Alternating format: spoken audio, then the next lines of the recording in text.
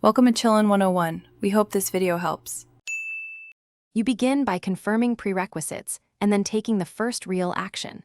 Make sure both devices are on the latest iOS, signed into the same Apple ID, and that location services and Share My Location are enabled.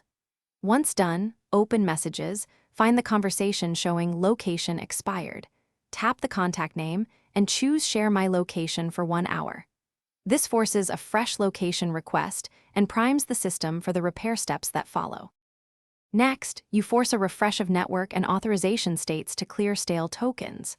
Toggle airplane mode for about 5 to 10 seconds, then disable it so cellular and Wi-Fi reestablish. Sign out of iMessage in Settings Messages and sign back in. This reissues iMessage session keys. Restart your device to reset location services and network sockets.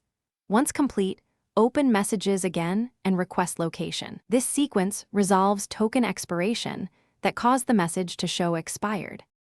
Finish by requesting live location and confirm the contact accepts or shares their location back to you.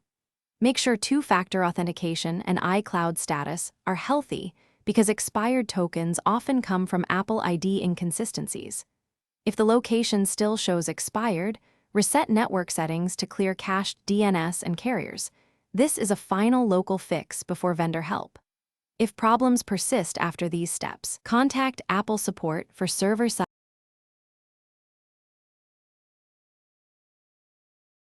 Thanks for watching. Consider subscribing if we helped you.